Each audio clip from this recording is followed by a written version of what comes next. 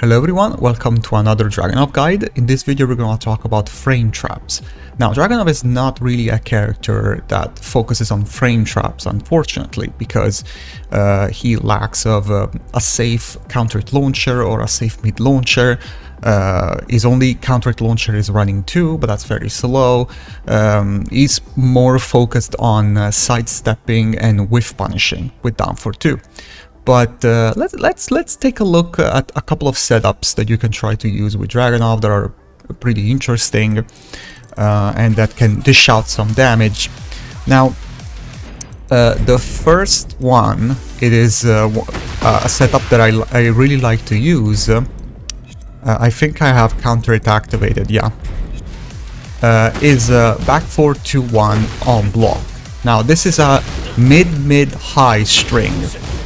And because of that, it can be very risky to throw out. But if the opponent doesn't block the last hit is actually +1. And because Dragunov has a 10 frame counter string, which we can try to follow up with 1-2-1. So if the opponent, for example, here tries to jab, here, yes. If the opponent here tries to jab, wait. Oh, he needs to block, wait. Here, I win the exchange. And I land my 1-2-1. 1-2-1 is also hit confirmable, so you can stop at the first 2 hits and see if the opponent presses a button, and then you just stop. The move is -9. The second hit is -9, so you don't risk of the opponent just blocking the move and punishing you. Of course, if the opponent does something that high crushes, this is not going to work because the standing jab is a high, so he's gonna crush it. I don't want to record this, but if the opponent does a high crush, that's gonna evade this setup. This setup is very strong at the wall, of course, because 1-2-1 is a wall splat. So this is very strong at the wall, and if you see that the opponent is trying to duck the second hit, you can try to do is a sneak cancel into sneak 4, maybe, or something else. But this is a really good frame trap, especially, like I said, at the wall, where you can get a wall splat. Another interesting frame trap could be is 1-1-3. Is 1-1-3 on block is interesting because the last hit has some pushback. And if the opponent tries to jab, like in this situation, if you follow up with a backswing blow here, you're gonna evade your opponent's attacks. Now this is a very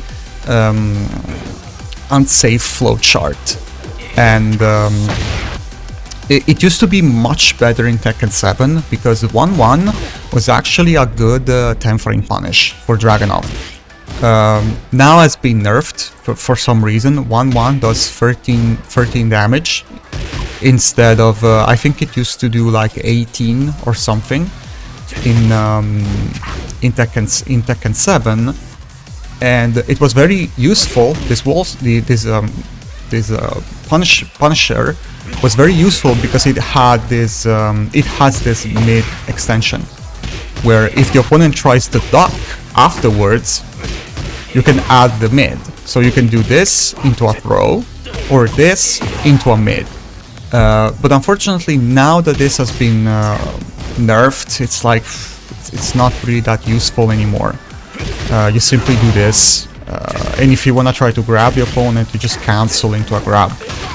So, but this sometimes is still useful. You do 1-1-2, and if the opponent blocks the last hit, there's a good chance he's gonna try to respond with a jab or something to see if it is punishable. And if he does that, if you time it correctly, you can evade his attack with backswing blow and launch him. This was very useful because this is a -9 mid, so you could still threaten with this. You could still threaten with the backswing blow, so you needed to be careful not to overextend after this mid. It was very useful. Now it's more of a gimmick, you know, just do this, hoping that he presses a button and you do a quarter circle back too. But still, you can steal a couple of rounds with this sometimes. Another interesting option is 4-4.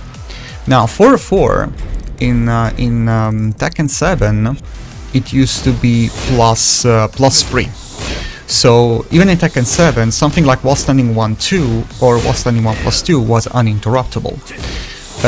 Now, for some reason, they decided to buff the move so that it's +5 on block. So this move is actually useful even in the neutral, because not in the neutral, but at the center of the stage. Because of course, if you do this at the wall, if the opponent presses a button, you can wall splat him, right? With 4-4, and then you follow up with wall standing 1+2. If your opponent presses a button, he gets wall splat. And a lot of people will do that because this move looks like it's minus when it's not, because Dragunov recovers in crouch. So most people might think that, oh, he is in minus frames, when in reality he is plus. But now that the move has been buffed to +5, the interesting thing is that it will trade with jabs. If you follow up with wall standing 2, that will trade with jabs and you will win the exchange. So I want to show you how this looks. You see? Sorry. What? Maybe if, yeah, okay, you can follow up with that. So as you can see, you win the exchange if you do that, and if you do that, you get a launch. So this can be very nasty. And if the opponent doesn't press buttons, you can also do something like this. If the opponent knows about this this thing, you can just maybe do this. You can follow up with full crouch 1-4. But of course, you need to be careful because he can block it, or he can interrupt you. Because the 4-4, the second hit is slow, and it's you can jab in between. Let's see if I can show you this. Here, you can jab in between and float you out of it. So you need to be careful. Yeah, like I said, Dragunov doesn't have a lot of very powerful frame traps, unfortunately, because he lacks of stuff like, for example, Brian's stuff like forward 3, right? Safe counter hit launcher. He lacks of this stuff. This is the stuff that you want to frame trap the opponent. But now let's talk about something more, maybe a little bit more advanced.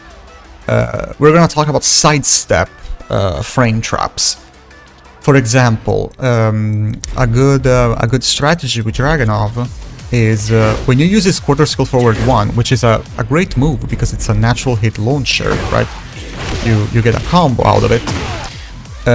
When your opponent blocks it, there is a good chance he might try to retaliate with jabs or something. You will notice that people likes to mash after blocking this move. Maybe because this move feels like it's punishable when it's not. It's only -3.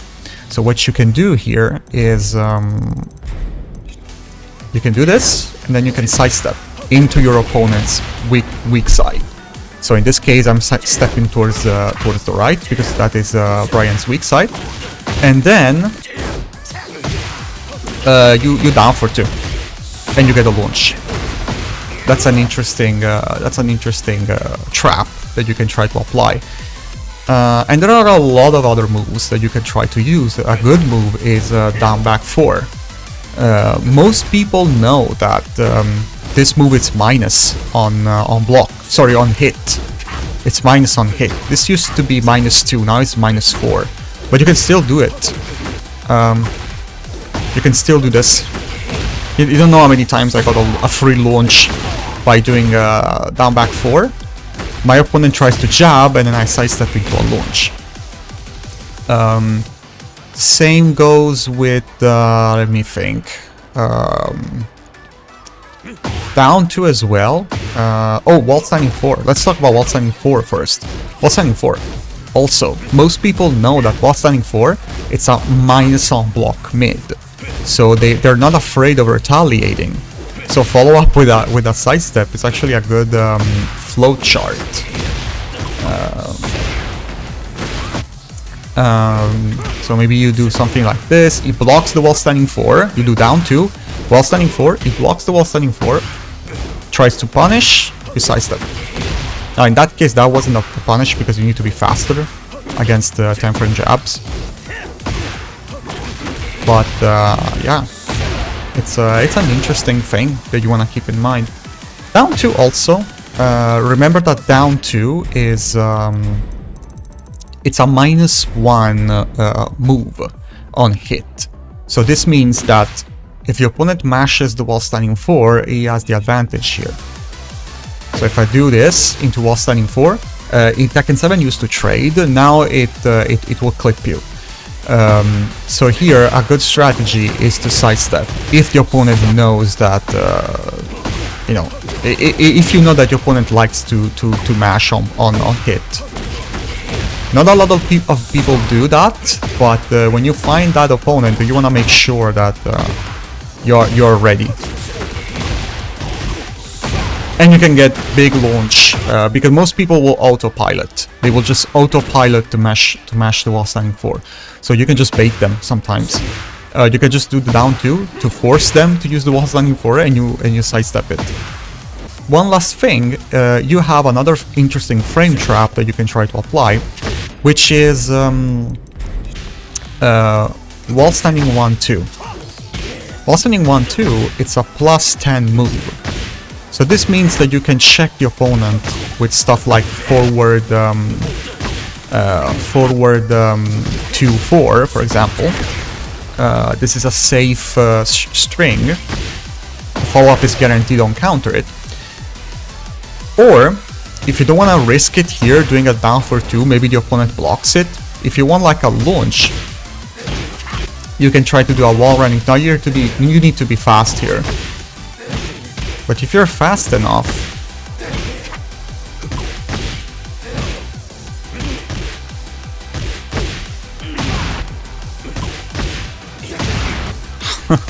wait. Here, you see, you can get a trade if you're fast enough. Good chances are you trade here with the running 2 and you get a launch, but you need heavy execution. But most people, you know, most people will not press, so you get a running 2 guaranteed on block. Basically, they will hold back when they do this, when they are in this ballerina spin stun, and you can get a running 2. They will block it, and then you will be at +6. But if you do it very quickly, like I showed you, it will trade here. You see? But you need good execution to do that. And of course, even something like back 1-2. Also, this doesn't. You don't need a lot of execution here because the running 2 is uninterruptible. You see? You have more frames. Wall standing 1-2 is only +10. This is +18, so you have all the time to do a perfect running 2, and there's nothing your opponent can do. If he presses a button, he gets launched. But that's all I wanted to say, so thank you so much for watching and take care.